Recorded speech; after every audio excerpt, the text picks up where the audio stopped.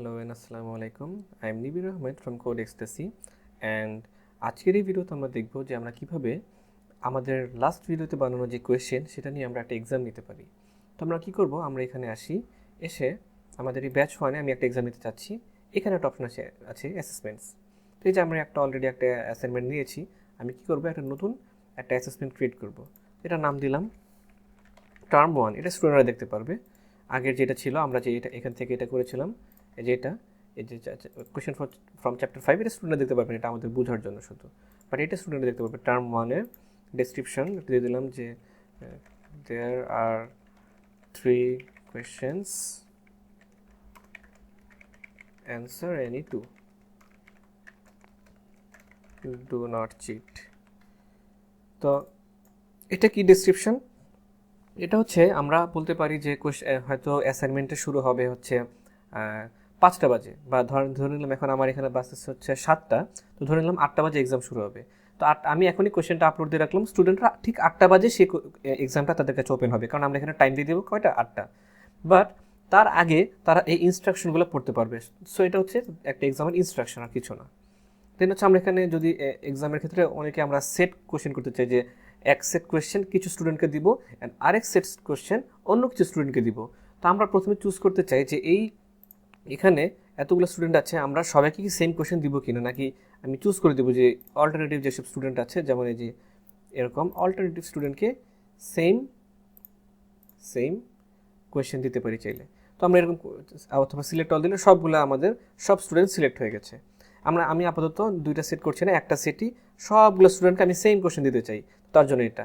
আর হচ্ছে আমি যদি আলাদা দিতে চাইতাম, তাহলে আমরা হচ্ছে সিলেক্ট করতাম কোন স্টুডেন্টকে আমরা কোয়েশ্চেন দিতে চাচ্ছি। আপাতত সবাইকে একটা কোয়েশ্চেনই দিব। তো সবাইকে একটা কোয়েশ্চেন দেওয়ার ক্ষেত্রে আমি সবাইকে সিলেক্ট করলাম, করার পর আমি যেটা করব, এখানে আমি বলে দেবো কোন কোয়েশ্চেনটা। তো আমি হচ্ছে যে কোয়েশ্চেন ফ্রম চ্যাপ্টার 5, এই কোয়েশ্চেনের এক্সাম দিতে চাচ্ছি। কোয়েশ্চেনটা আমরা যেটা তৈরি করেছিলাম আগেই, এই কোয়েশ্চেন স্টার্ট টাইম কয়টা বাজে, স্টার্ট টাইম দেবো হচ্ছে এই যে এখান থেকে আমরা যদি একটা করে এখানে প্রেস করি 6 তারিখ, এখন এই যে কত 7টা মাঝখানে কত 7টা 8 বাজতেছে, আমি বলতে চাই যে এই যে 7টা ওকে দেওয়ার পর 15তে এক্সাম স্টার্ট হবে। অ্যান্ড হচ্ছে ডেডলাইন হচ্ছে আজকেই, হয়তো ধরে নিলাম 8টা AM PM এখানে আছে। এই যে আমরা এখানে টাইমটা চুজ করে দিলাম। সাবমিশনকে আমরা অ্যাকসেপ্ট করতেছি নাকি রিজেক্ট করতেছি, আমরা অ্যাকসেপ্ট করছি। এখন আমি এক কাজ করে আমি স্টুডেন্ট হিসাবে আমি আবার যাই, যার পর যখন আমরা এখানে যাব দেখতে পারবো অ্যাসেসমেন্টের মধ্যে এই যে আমার অ্যাসেসমেন্ট টার্ম 1 অ্যান্সার 3 কোয়েশ্চেন, যে আমার ইনস্ট্রাকশন। এখন সি অ্যাসাইনমেন্টে যদি আমি যাই, the assignment will start at, এই যে আমাদের টাইম 7:15, বাট এখনও 7:15 বাজেনি। তো এখন আমি এক্সামটা শুরু করতে পারবো না, টাইম টু টাইমই শুরু করতে পারবো। তো আমি আবার টিচার হিসেবে এসে আমি এটা আবার এডিট করে দিই। আমি ধরে নেই যে এতক্ষণ তো আর ওয়েট করা যাবে না, আমি ধরে নিচ্ছি যে 7:15, 7:10 হয়তো, সরি 7:10 হয়তো স্টার্ট হয়ে গেছে। আমি কিন্তু মাঝখানে এগুলো তো প্রেস করতে পারি। এই যে এখানে দেখেছেন 12-14, তো আমি 7:10 স্টার্ট হয়ে গেছে। সাবমিশনটা এখনও অ্যাকসেপ্ট করছি। এখন আমি স্টুডেন্ট হিসেবে যাই, রিফ্রেশ দিলে আচ্ছা 7:10 বাজেনি। এখন আমার এই ঘড়িতে 7টা কমিয়ে দিই,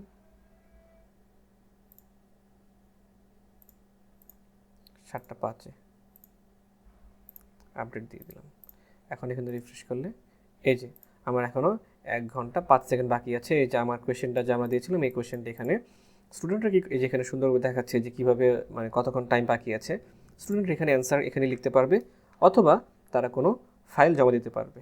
তো ফাইল জমা দিতে চাইলে এখানে আরও 2-3টা ফাইল থাকলে এরকম, যদি এরকম হয় ভুলে আমরা এখানে 3টা ফাইল 4টা ফাইল অ্যাড মোর করতে করতে আমার আসলে ফাইল লাগবে 3টা, বাট অনেকগুলো অপশন অ্যাড করে ফেলেছি, কোনো সমস্যা নেই, 3টা আপলোড করলেই হবে।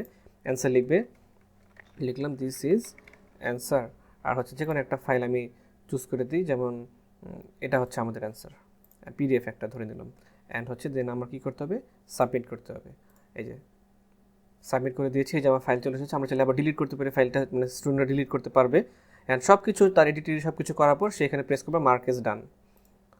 সব কিছু করার পরে যখন মার্ক ইজ ডান দিবে, তখনই এখন এই যে অ্যান্সারগুলো এই যে ব্লক হয়ে গেছে, এখন সে কিন্তু আর এই অ্যান্সারগুলো এডিট করতে পারছে না।